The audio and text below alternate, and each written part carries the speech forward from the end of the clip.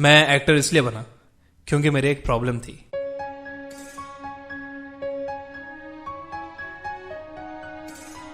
मैं एक इंट्रोवर्ट था।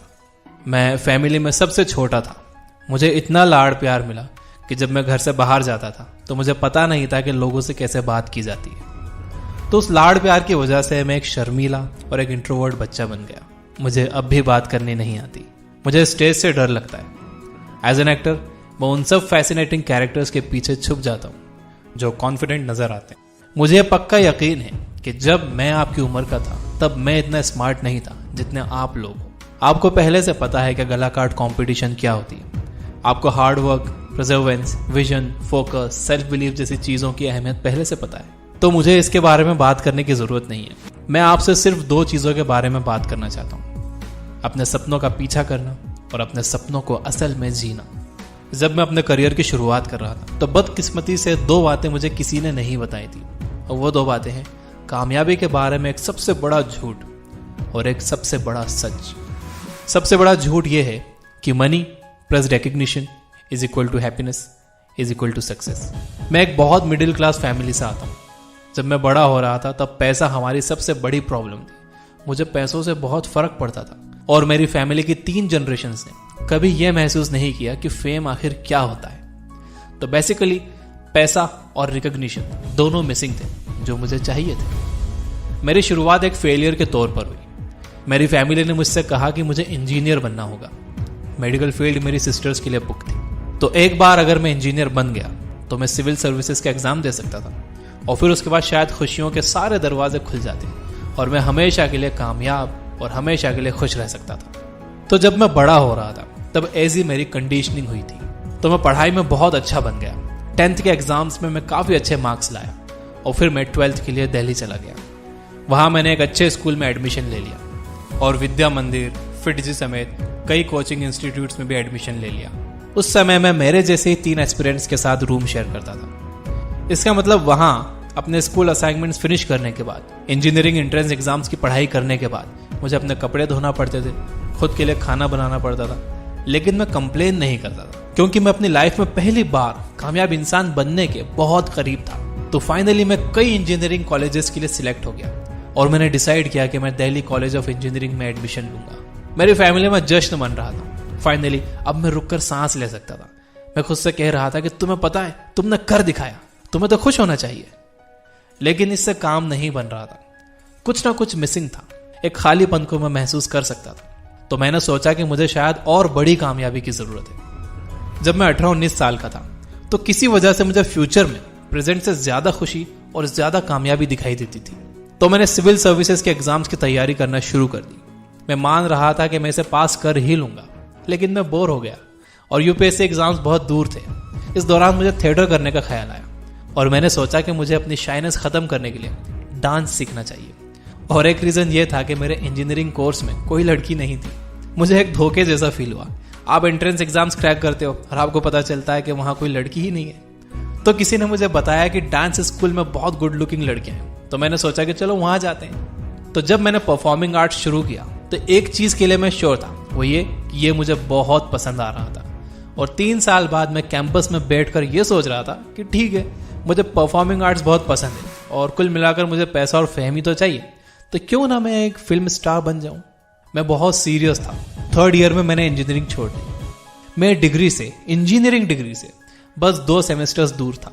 मैं मुंबई आ गया और पूरी तरह से थिएटर में घुस गया और एक्टर बनने के लिए जो स्किल्स की जरूरत थी वो सीखना मैंने शुरू कर दी। और उस टाइम मैं एक सिंगल रूम किचन में 6 दूसरे लड़कों के साथ रहता था। लेकिन इस टाइम मैं तैयार था। इस टाइम में एक फर्क था, वो ये कि मैं बहुत जोश में था। मेरा सेल्फ रिस्पेक्ट दांव पर लगा हुआ था। इसलिए मुझे हर किसी को एक बात साबित करनी थी। मुझे अपने परिवार को एक बात साबित करनी थी और सबसे जरूरी मुझे खुद को एक बात साबित करनी थी। और ये वो टाइम था जब मैं एक बैकग्राउंड डांसर था और मैं हर उस स्टार के पीछे डांस कर रहा था जिनके बारे में आप सोच सकते हो, शाहरुख खान, शाहिद कपूर, हर कोई।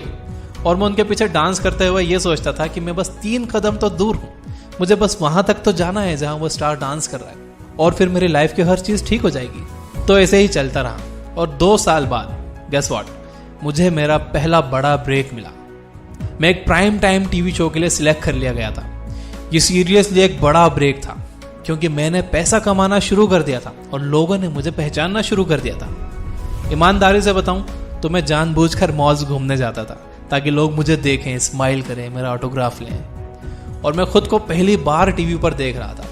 आपको कोई आइडिया नहीं है कि जब मेरे जैसा इंसान खुद को टीवी पर देखता है तो कैसा लगता है। मैं रोज खुद को टीवी पर देख रहा था।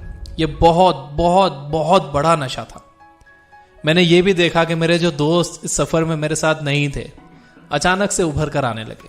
वो शो बहुत पॉपुलर हो गया। मैं बहुत पैसा बना रहा था और एक समय ऐसा भी आया जब मुझे पैसों से फर्क पड़ना बंद हो गया और मैं और ज्यादा पॉपुलर होते ही जा रहा था। अब मैं उन मॉल्स में नहीं जा सकता था जहां मैं अकेले जाया करता था। तो मुझे किसी की जरूरत थी जो मुझे लोगों से बचा सके। आप समझ रहे हो ना मैं क्या कह रहा हूं?